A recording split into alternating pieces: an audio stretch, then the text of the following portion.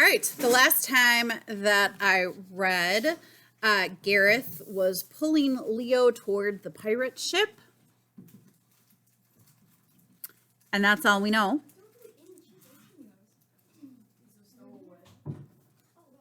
Besides, the name of the book is Stowaway, so we can infer some things there, right?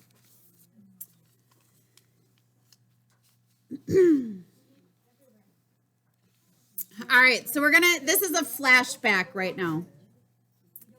How do you pack an entire life, even a short one, into a suitcase half your size? How do you shove 10 years into a bag that, as your father constantly reminds you, you will have to carry yourself? You start by leaving most of it behind. You won't need clothes, Dr. Fender says to his two boys. The coalition will supply uniforms for the duration. No soap or toothpaste. All of our necessities are going to be provided. Food, clothing, medicine, they'll take care of us.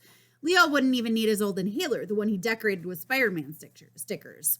They'd give him a new one, a better one. Just pack the particulars and the peculiars, the things that matter to you, but to no one else, his father had said.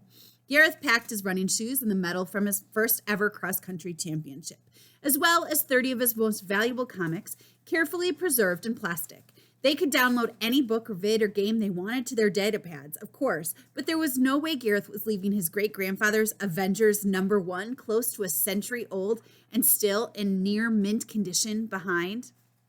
Leo spent hours staring at the inside of his suitcase, imagining everything that might fit. The toys in the plastic bins behind his closet, the wooden trunk full of magic paraphernalia by his bed from back when his wannabe magician of a mother was teaching him sleight of hand. His pillow, they would have pillows on board the ship, obviously, but a head gets used to a certain spot nestled between familiar lumps formed over time. In the end, Leo decided to scrap the suitcase and picked a backpack instead, the blue one he'd used for school.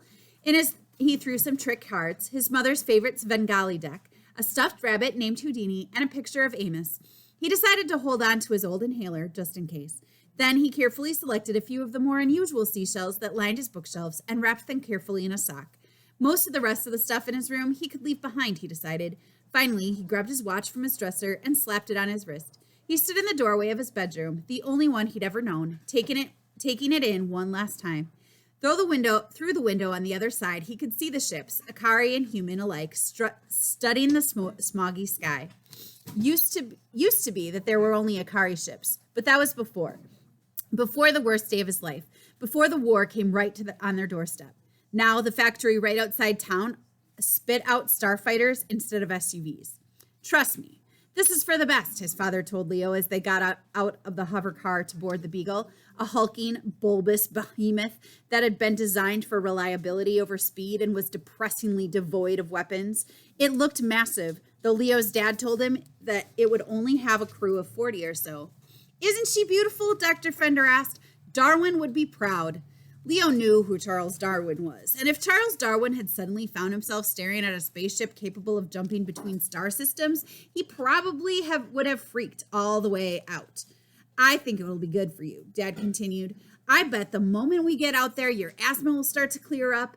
Get away from some of this smog. Besides, there's this whole huge galaxy for us to explore.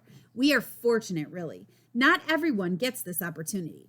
Most wouldn't, Leo knew, like Amos and Mrs. Tinsley and billions more humans who couldn't afford their own ticket into space, who weren't famous scientists like Leo's father, who wouldn't want to join the coalition military or volunteer to be a colonist on an industrial mining world.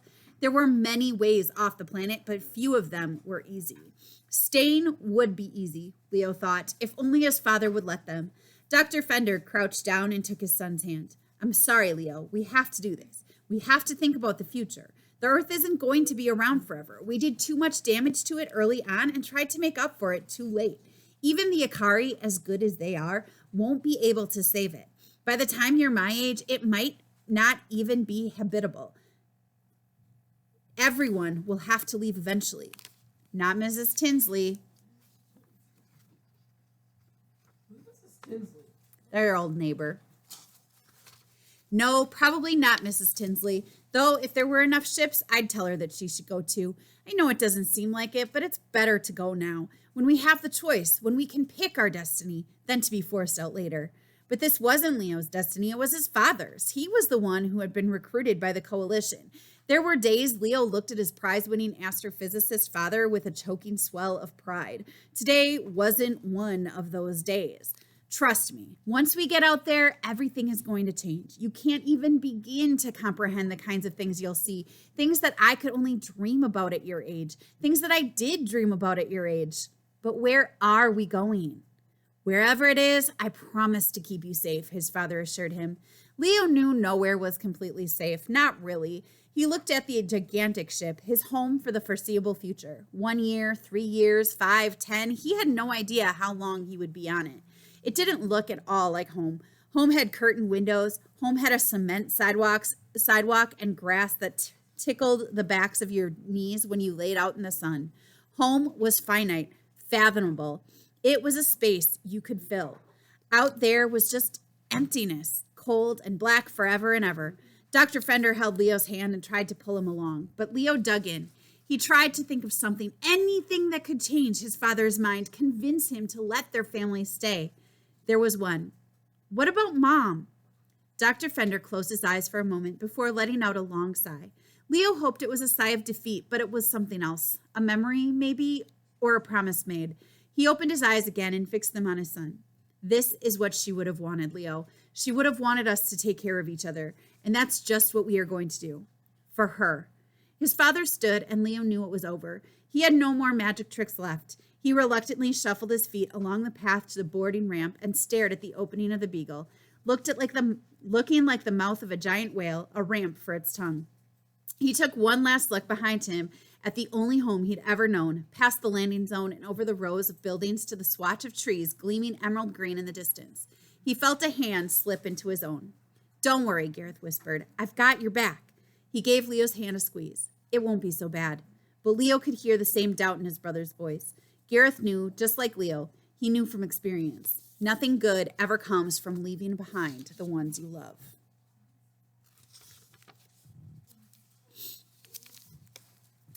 So here's the excerpt from Gabriella Jackson Hale, President of the United States of America, State of the Union Address, 2051.